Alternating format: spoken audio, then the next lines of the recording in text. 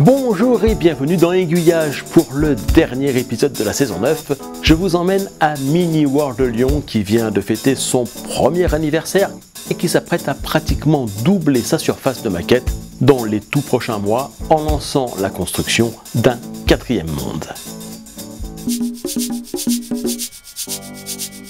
À Lyon, Mini World a dépassé le cap des 200 000 visiteurs en moins d'un an d'exploitation. De quoi donner des ailes à ces concepteurs qui, du coup, ont officiellement lancé le projet de la création d'un nouveau monde qui sera à lui seul presque aussi grand que les 3 premiers. Son nom, Mini Lyon. 200 nouveaux mètres carrés de maquettes qui permettront aux visiteurs de déambuler dans les rues de la capitale des Gaules et d'en découvrir les plus emblématiques bâtiments, reproduits pour la plupart à l'échelle 1/100e. Les premiers monuments de ce nouveau monde ont d'ores et déjà été construits par l'équipe des maquettistes pour donner un avant-goût de ce que ce Mini Lyon sera. Il restera à les positionner à leurs emplacements définitifs lorsque la structure de la nouvelle maquette aura été créée. Depuis plusieurs mois, pas mal de plans ont été élaborés pour finalement être abandonnés et en arriver à celui qui était présenté dans les locaux de Mini World il y a quelques jours. Un schéma de circulation qui fera se promener les visiteurs à l'emplacement des 2 fleuves qui traversent la ville, le Rhône et la Saône. De là, leur point de vue sera unique sur les façades des bâtiments qui, pour l'essentiel, et les plus intéressants d'entre eux, se trouvent précisément le long des quais des 2 cours d'eau. Ils pourront également, tout comme le font de très nombreux touristes, gravir la colline de Fourvière pour embrasser du regard depuis son esplanade un panorama inédit sur l'ensemble de la ville. À l'échelle, l'effort consistant à gravir quelques marches étant sans commune mesure avec celui à consentir pour se hisser en haut de la vraie colline. Les trains, quant à eux, circuleront tout le long du mur du fond de la salle, dans des paysages évoquant les environs de la ville.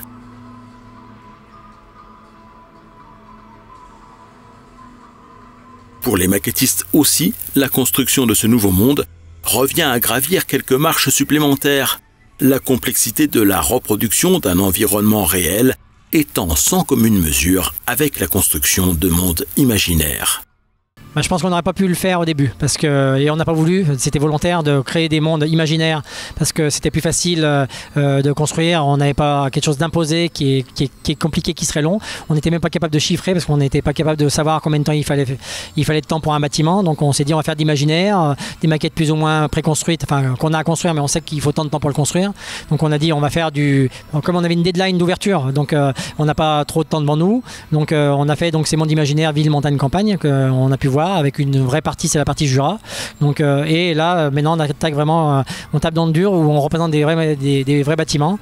Et quand tu sais qu'à Lyon, il y a quand même beaucoup de bâtiments emblématiques, il y a des églises, il y a des palais. Donc, et quand on voit le niveau de détail qu'on a réussi à atteindre, donc avec toutes les statues sur les bâtiments, donc voilà, c'est un travail de titan, mais on a relevé le défi parce qu'on a fait les bâtiments les plus compliqués déjà. Et maintenant, on va continuer. L'hôtel de ville a mis 2 mois, Fourvière 2 mois, mais Fourvière quasiment week-end compris. Parce que comme on l'avait présenté en décembre, Fourvière, donc le constructeur n'avait pas le choix, on avait vraiment peu de temps, donc il a travaillé tous les jours, tous les week-ends, chez lui le soir. Donc voilà, c'est des bâtiments compliqués, donc qui dans un il y a beaucoup de statues, beaucoup de formes différentes. Donc les toits sont en arrondi, Fourvière c'est tout en arrondi aussi. Donc voilà, c'est quelque chose de très compliqué, c'est pas un bâtiment simple. Hein. Le bâtiment qui est derrière moi, celui-là est beaucoup plus simple à faire. Donc voilà, donc ça va demander beaucoup moins de travail que les 2 autres.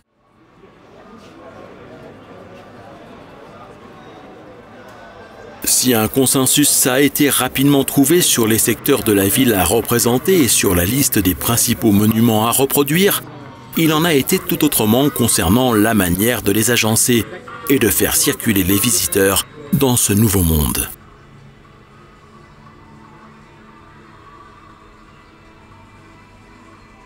Parmi les hypothèses qui ont été envisagées et puis finalement remises en cause, il y avait le choix de l'une des gares lyonnaises qui serait reproduite sur le réseau. Celle de Perrache a longtemps tenu le fil. Mais finalement, c'est une autre option qui a été choisie. Les plans, on les a refaits au moins 20 fois. Donc on a travaillé 4 mois dessus et à chaque fois, chacun proposait sa version. On les mettait en commun, on était d'accord sur une forme globale. Après, on passait 2-3 jours, on se disait, bah non, finalement, ça va pas aller. Donc on reprenait. Et donc en fait, on est parti du constat que Lyon, c'est surtout marqué par ces 2 fleuves, le Rhône et la Saône, avec la colline de Fourvière. Donc, et comme nous, on doit représenter la fête des Lumières sur les bâtiments, donc on s'est dit, on va faire tout le centre-ville qui représente les bâtiments. Et donc on va représenter les fleuves aussi. Et ce qui est intéressant dans Lyon, c'est que sur les bords des fleuves, on voit tous les bâtiments emblématiques. Donc on s'est dit, si on représente les fleuves et on les voit sur le côté, on verra rien des quais. Donc on s'est dit, on va marcher sur l'eau comme Jésus. Et donc on a représenté le début des fleuves et on marche sur les fleuves. Ça nous permet de voir tous les quais et donc de voir tous les bâtiments. Donc on a tout découpé en plusieurs modules. Donc Fourvière et les pentes, et le Vieux Lyon. Donc et les quais de Saône d'un côté, de l'autre côté les quais de Saône et toute la presqu'île et au bout les quais du Rhône. Et après on a refait les quais du Rhône de l'autre côté avec donc la piscine du Rhône, tous les ponts, toutes les péniches près de la Guillotière, donc les restaurants. Et après on a mis la Part-Dieu dans ce module et le parc de la Tête d'Or. Il devait y avoir la gare de Perrache derrière moi, donc avec le tunnel de Fourvière, au bout il devait y avoir la halle Tony Garnier. Après on partait du côté de Mini World, tout au bout il y avait le Stade des Lumières complètement au bout. Et en fait on a changé parce que la gare de Perrache ne parle pas tellement aux gens, elle est magnifique, mais pour les gens la gare de Perrache c'est le complexe tout relativement moche parce que moi je trouve ça pas très beau. Et puis on n'avait pas de verdure, c'était que de la ville. On s'est dit on risque d'étouffer, donc il y a beaucoup de villes. Donc on s'est dit bon allez on change tout et on met de la verdure. Donc on a plutôt élargi, on est descendu au niveau des côtes du Rhône vers Condrieu. On va représenter toutes les pentes des côtes du Rhône avec le sud de Lyon. Après on arrive sur Lyon où on se représente nous et le Stade des Lumières, le stade de foot parce que c'est très important pour la ville de Lyon. Donc, et après on partait dans le nord de Lyon, c'est-à-dire les quais de Saône avec Paul Bocuse, donc la gare de Collonges au Mont-d'Or et plus loin encore Pérouge. Et ça nous permettait de mettre beaucoup de trains parce qu'il y en avait très peu. Donc ça me permet de mettre une gare en 2 fois 2 voies alors qu'on avait juste Perrache avec les trains qui faisaient un aller-retour de 2 mètres. Donc là ça va vraiment circuler, les voitures vont circuler, les vélos vont circuler. Il y aura de la verdure, il y aura des arbres, il y aura de l'eau. Donc on a besoin de verdure sinon on va mourir s'il n'y a que de la ville. Voilà, donc on a tout changé il n'y a pas longtemps, il y a 15 jours seulement. Donc les plans sont tout récents, donc on va les affiner, mais c'est vraiment tout récent comme quoi. Ça bouge plus maintenant.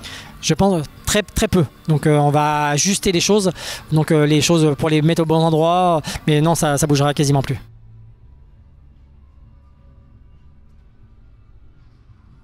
La construction de ce nouveau monde a déjà commencé par la reproduction des monuments les plus emblématiques de la ville.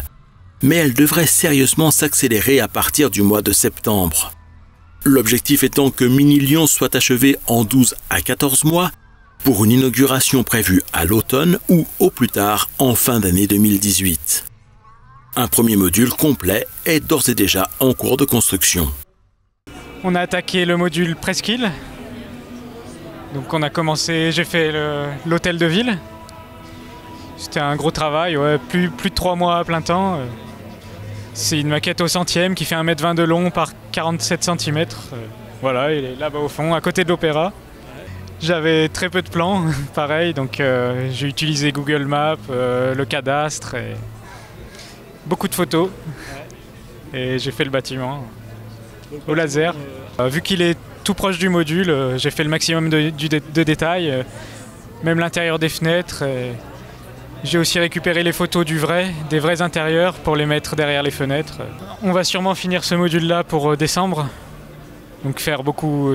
Il y a beaucoup de pâtés de maisons, pâtés d'immeubles à faire. Il y a aussi l'Hôtel-Dieu que vous voyez en silhouette qui est très gros, l'un des plus gros monuments de la presqu'île, qui est en train d'être rénové, qui va être très beau. Là on a les plans très précis, il n'y a pas besoin de le redessiner, il va être plus vite fait. Le bâtiment est un peu plus simple. Donc il n'y a pas de problème pour celui-là, en à peu près 1 mois il sera fait. Un travail d'orfèvre à réaliser pour la construction de ces bâtiments, d'autant plus important que leur façade est amenée à recevoir les projections des animations conçues pour eux pour la Fête des Lumières, dont Mini World Lyon est partenaire officiel depuis que l'édition 2015 a dû être annulée pour des raisons de sécurité. L'idée est alors née de proposer une mini Fête des Lumières dans l'enceinte de Mini World. Avec la construction de Mini Lyon, Le projet va beaucoup plus loin, puisque les créateurs des mondes ont récupéré les fichiers que les artistes utilisent pour les projections sur les vrais bâtiments durant le festival, pour les projeter sur les façades des bâtiments de Mini-Lyon, ce qui ne laisse pas la moindre place à l'improvisation sur la maquette. On projette sur grand format et eux ils ont refait avec la même précision que ce qu'on a fait en grand. Ils sont dans l'obligation de reconstituer des bâtiments qui sont complètement conformes à la réalité et de façon à ce que la projection puisse s'appliquer en détail. Donc eux ils se retrouvent à faire le même travail que ce qu'on fait sur la façade, c'est-à-dire en général il y a 3 nuits de travail avant le début d'un festival pour caler parfaitement l'image sur la façade, que l'image de la fenêtre se retrouve précisément à l'emplacement de la fenêtre, pour que ce soit le plus réaliste possible, parce qu'après le principe c'est que la projection prend le dessus sur le vrai bâtiment et c'est comme ça qu'on a une impression vraiment hyper réaliste de transformation, de déformation.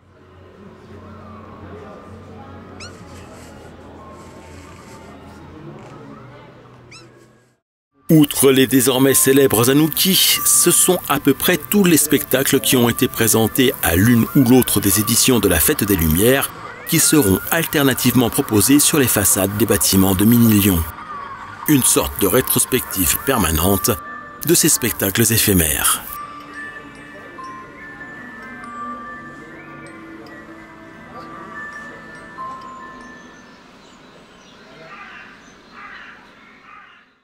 Bien sûr, vous pourrez suivre les étapes de la construction de ce nouveau mini-monde dans Aiguillage tout au long de sa saison 10. En attendant, Mini-World Lyon est ouvert tout l'été, tous les jours de 10h à 19h. Pas de nouveau numéro d'Aiguillage la semaine prochaine puisque celui-ci marque la fin de la saison 9. Je vous retrouverai à la mi-septembre pour le lancement de la 10e saison de ce magazine. La formule d'aiguillage risque d'évoluer, mais très légèrement, comme à chaque saison, à compter de la rentrée prochaine. Vous retrouverez, quoi qu'il en soit, toujours 2 reportages par semaine, chaque lundi et vendredi. Pour être sûr de ne pas rater la reprise de la saison, abonnez-vous à la chaîne YouTube d'Aiguillage. Et pour recevoir directement dans votre boîte mail les prochains reportages, inscrivez-vous sur le site www.aiguillage.eu. Enfin, si la 10e saison d'Aiguillage va exister, c'est aussi grâce au soutien de sa communauté qui la finance en grande partie. Si vous souhaitez vous aussi que ce magazine qui met en avant les talents et les initiatives dans les domaines du tourisme et des loisirs ferroviaires soit pérennisé, devenez à votre tour un aiguillonnaute VIP. Vous accéderez à une version sans publicité des reportages d'Aiguillage et à la possibilité de les télécharger très simplement et en haute définition. Toutes les informations sont sur la page Devenir VIP du site d'Aiguillage. Je vous souhaite un excellent été, de bonnes vacances si vous en prenez. Pour moi, ce sera un été sur les routes de l'Europe francophone, Belgique, France, Luxembourg et Suisse, pour tourner les nouveaux reportages que vous découvrirez à partir de la rentrée prochaine.